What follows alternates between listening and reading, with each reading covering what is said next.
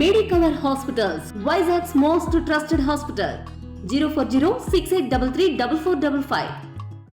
రేపు గౌరవ ముఖ్యమంత్రి గారు రేవంత్ రెడ్డి గారు అధికారికంగా ముఖ్యమంత్రి అయిన తర్వాత మొట్టమొదటిసారి వరంగల్ పట్టణానికి ఏం చేస్తున్న సందర్భంలో రేపు వారు చేపట్టబోయే కార్యక్రమాలకు సంబంధించి ముందే ప్రిలిమినరీ మీటింగ్ ఒకటి కండక్ట్ చేసి అధికారుల ద్వారా ఫీడ్బ్యాక్ తీసుకొని రేపు వారి ముందు ఈ జిల్లాకు సంబంధించిన అంటే కుడా లిమిట్స్కి సంబంధించిన సమస్యలను మరి అక్కడి నుంచి మాకు సీఎంఓ నుంచి కొన్ని ఎజెండా ఐటమ్స్ రావడం జరిగింది. వాటి మీద పవర్ పాయింట్ ప్రజెంటేషన్ తయారు చేస్తూ మరి వాటికి ఉన్నటువంటి సమస్యలు ఏంటి, వాటికి కావాల్సినటువంటి ఫండ్స్ ఏంటి, ప్రభుత్వం నుంచి మాకు అందవలసిన సహాయం ఏంటి, ఇవన్నీ కూడా వివరంగా మేము ఈరోజు డిస్కస్ చేసుకోవడం జరిగింది. రేపు ముఖ్యమంత్రి గారు వచ్చిన తర్వాత ఈరోజు వారు ఇచ్చిన ఎజెండాలోని ఐటమ్స్ని ప్రతి ఒక్కటి కూడా వివరంగా ముఖ్యమంత్రి గారు నోటీస్కి తీసుకుపోవడం జరుగుతుంది. ముందుగా ముఖ్యమంత్రి గారు 1 వరకు చేయాలికి అక్కడ స్టార్ట్ అవుతారు. హైదరాబాద్ నుంచి 1 వరకు టెక్స్టైల్ పార్క్లో ల్యాండ్ అవుతారు. టెక్స్టైల్ పార్క్లో అక్కడ ఉన్నటువంటి పనులను పరిశీలించి మరి దాని గురించి పూర్తిగా అక్కడ అవగాహన పరుచుకున్న తర్వాత అక్కడ కొంత ఫోటో ఎగ్జిబిషన్ కానీ ప్లాంటేషన్ అనేది 2 కార్యక్రమాలు పెట్టాము. ఆ తర్వాత బై రోడ్ వారు వస్తూ మరి మన సూపర్ స్పెషాలిటీ హాస్పిటల్ దగ్గర ఆగి ఆ హాస్పిటల్లో జరుగుతున్న పనులు కానీ ఎందుకు మరి ఆలస్యం అవుతా ఉంది, ఎంత త్వరగా దాన్ని ఓపెనింగ్ చేసి మరి ప్రజలకు అంకితం చేయాలనే విషయం మీద కన్సర్న్ ఏజెన్సీ వాళ్ళతోటి మాట్లాడి తెలుసుకొని మరి ఆ తర్వాత డైరెక్ట్గా ఇక్కడ కలెక్టర్ ఆఫీస్కి వచ్చి ఇక్కడ రివ్యూ ఏర్పాటు చేసి ఈ ఎజెండా ఐటమ్స్ మీద వారు రివ్యూ చేసినాక వారు నిర్ణయాలు తీసుకొని ముఖ్యంగా గతంలో ఎలక్షన్ సమయంలో వచ్చినప్పుడు ముఖ్యమంత్రి గారు ఒకటే చెప్పారు, హైదరాబాద్ తర్వాత అతిపెద్ద నగరము వరంగల్, 2వ రాజధానిగా దీన్ని అభివృద్ధి చేయాలనే లక్ష్యంతో మేము ముందుకెళ్తా ఉన్నాము. దీనికి inner ring road, outer ring road, అదేవిధంగా అండర్ గ్రౌండ్ డ్రైనేజ్, ఒక స్మార్ట్ సిటీగా డెవలప్ చేయాలి, ఇండస్ట్రియల్ కారిడార్గా డెవలప్ చేయాలి అని మరి అదేవిధంగా మహిళలకు కూడా ఉపాధి కల్పించే విధంగా ఇక్కడ మేము చర్యలు తీసుకుంటాము. ఈ విధంగా అన్ని రకాల వరంగల్ని అభివృద్ధి పథంలో ముందుకు నడిపిస్తామనేటువంటి మాట మాట్లాడారు. దీనికి లింక్గా ఉన్నటువంటి జిల్లాలు ఇటు ఖమ్మం కానీ ఇటు కరీంనగర్ సైడ్ కూడా వారు డెవలప్మెంట్ చేయాలనేటువంటి ఒక మంచి ఆలోచనతోటి ముఖ్యమంత్రి గారు ఉన్నారు. కాబట్టి మొన్ననే ఎలక్షన్స్ వరకు మొన్నటి వరకు కూడా ఎలక్షన్స్ కోడ్ ఉండడం వలన కొంత మా పరిపాలనకు గ్యాప్ వచ్చినా కూడా ఎలక్షన్స్ అయిన వెంటనే అందరం కూడా మళ్ళీ మా పనుల్లో విధుల్లోకి మరి ఎంటర్ అయి మా కార్యక్రమాలు చేస్తూ ఉన్నాము. అందులో భాగంగా మేము ముఖ్యమంత్రిని కోరిన వెంటనే ముందుగా వరంగల్ కార్పొరేషన్ మీటింగ్ కండక్ట్ చేస్తే ఇక్కడ ఒకసారి దిశానిర్దేశం చేసినట్టయితే ఒక ఫైనల్ మాస్టర్ ప్లాన్ అంటూ ప్రిపేర్ చేసినట్టయితే దశల వారీగా ఈ యొక్క కుడా లిమిట్స్ కానీ ఈ వరంగల్ పట్టణాన్ని కానీ అభివృద్ధి పదంలో ముందుకు తీసుకుపోయే అవకాశం ఉంటుందని చెప్పి వారు కోరిన మేరకు రేపు సమయం ఇచ్చి రావడం జరుగుతూ ఉంది.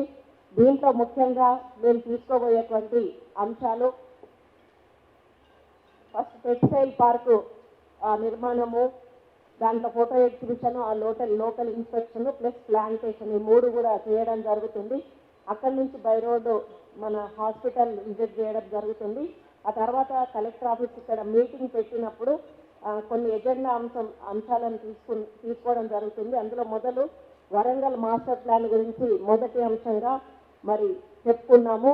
దాన్ని గతంలో ఒకసారి మాస్టర్ ప్లాన్ చేసి పంపించారు కానీ అందులో డీవియేషన్స్ చాలా ఉన్నాయి. వాళ్ళకు అనుగుణంగా వాళ్ళ రోడ్స్ పోకుండా, వాళ్ళ జాగాలు పోకుండా, వాళ్ళ ఇల్లు పోకుండా వాళ్ళు మాస్టర్ ప్లాన్ ప్రిపేర్ చేసి పంపించారు. కాబట్టి దానివల్ల అందం పోతుంది, పట్టణ అందం పోతుంది, ప్లస్ అది ఒక స్వార్థపూరితమైనటువంటి మాస్టర్ ప్లాన్గా మాకు ఈరోజు పవర్ పాయింట్ ప్రజెంటేషన్లో తెలిసింది. కాబట్టి అది ముఖ్యమంత్రి గారి దృష్టికి తీసుకెళ్ళి మళ్ళీ కొత్త ఏజెన్సీని టెండర్ ప్రాసెస్లో పిలిచి మళ్ళీ కొత్త వాళ్ళను నియమించి ఒక 3 months టైం బౌండ్ ప్రోగ్రామ్ ఇచ్చి కొత్త మాస్టర్ ప్లాన్ తీసుకొని దాన్ని కంటిన్యూ చేస్తే బాగుంటుంది అనేది మేము మా అందరం కూడా అభిప్రాయం వ్యక్తపరచడం జరిగింది.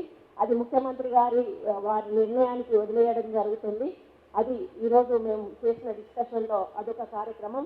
ఇంకొకటి స్మార్ట్ సిటీ ప్రాజెక్ట్స్ గురించి కూడా ఇప్పటికీ జూలై వరకు మనం స్మార్ట్ సిటీ పనులు మొదలు పెట్టాలి. అయితే కొంత మన పోయిన గవర్నమెంట్ మ్యాచింగ్ ఫండ్స్ విడుదల చేయలేదు స్మార్ట్ సిటీకి గవర్నమెంట్ తరఫున, స్టేట్ గవర్నమెంట్ తరఫున. దానివల్ల స్మార్ట్ సిటీ ఫండ్స్ పనులు కూడా ప్రారంభించలేకపోయాము. రేపు ముఖ్యమంత్రి గారు వస్తున్న సందర్భంలో ఇప్పుడు కూడా మేము అధికారులతో మాట్లాడతాము. 99% రేపు ఆయన వచ్చేలోపే ఆ మ్యాచింగ్ గ్రాంట్ కూడా విడుదల చేస్తే మేము ఆన్గోయింగ్ అంటే వర్క్ స్టార్ట్ చేసి యూటిలైజేషన్ సర్టిఫికేట్స్ ఇస్తే అప్పుడు సెంట్రల్ నుంచి మళ్ళీ ఫర్దర్గా మనకు ఫండ్స్ వచ్చేటువంటి అవకాశం ఉంటుంది. కాబట్టి రేపు సీఎం గారు వచ్చే వరకు విడుదల కాకపోయినా సీఎం గారు వెళ్ళిన వెంటనే ఈ స్మార్ట్ సిటీ ఫండ్స్ కూడా విడుదల చేసే కార్యక్రమాన్ని కూడా మరి తీసుకోమని వాటిని కోరడం జరుగుతుంది. అదేవిధంగా అండర్ గ్రౌండ్ డ్రైనేజీ సిస్టమ్ కూడా ఆల్రెడీ ప్లాన్ చేసిందే ఉంది.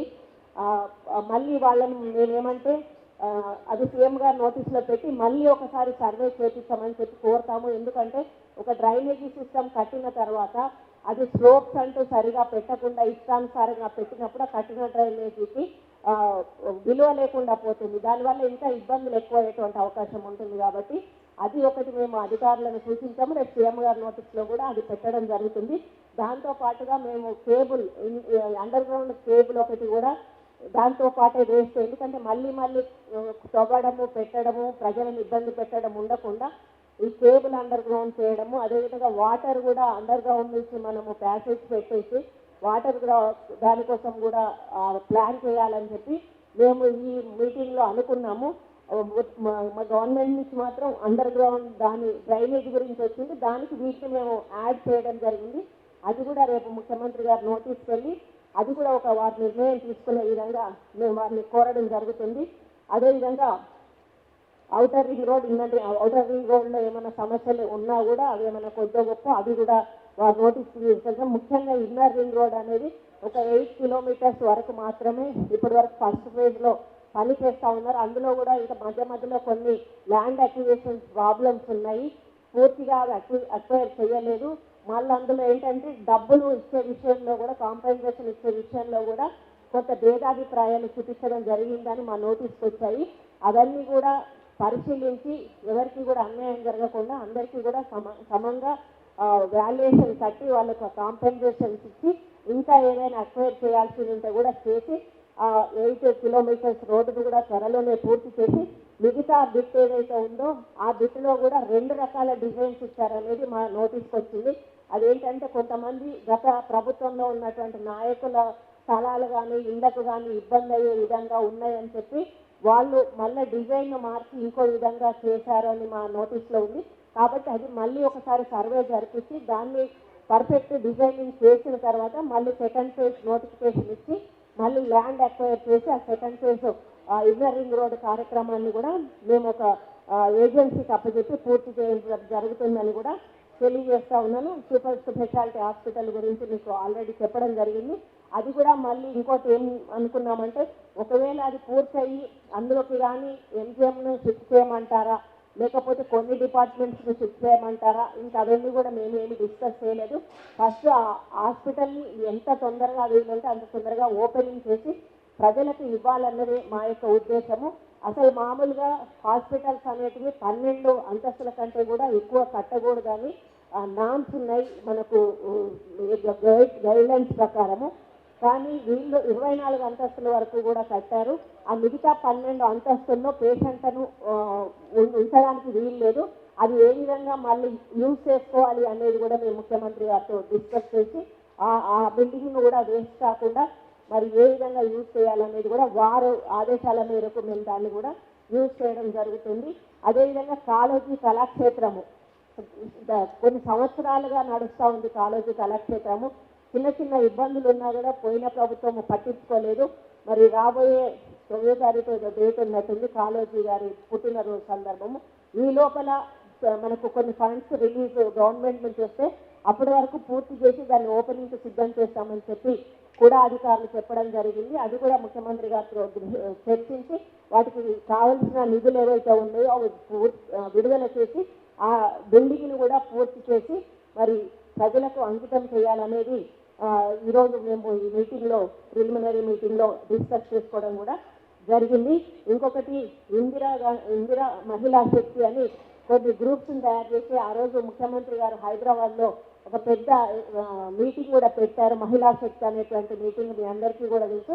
దీంట్లో ఏంటంటే మహిళలందరికీ కూడా సెల్ఫ్ హెల్ప్ గ్రూప్స్కి ప్రభుత్వం నుంచి బ్యాంకర్స్ ద్వారా లింకేజ్ లోన్స్ ఇచ్చి వాళ్ళు చిన్న చిన్న అంటే స్టార్టప్ కంపెనీస్ కానీ ఇండివిజువల్ ఏదైనా ఇన్కమ్ డెవలపింగ్ సోర్సెస్ లాగా పెట్టుకొని వాళ్ళంతటా వాళ్ళు ఫైనాన్షియల్గా ఎదగడానికని ఈ కార్యక్రమం చేయడం జరుగుతుంది. ఇందులో దాదాపుగా రేపు ముఖ్యమంత్రి గారి చేతుల మీదుగా ఒక 20 కోట్ల రూపాయలు మహిళా శక్తి వాళ్ళకి దాన్ని ఇందిరా మహిళా శక్తిగా పేరు పెడుతూ వాళ్లకు చెక్ కూడా డిస్ట్రిబ్యూషన్ చేయడం జరుగుతుంది.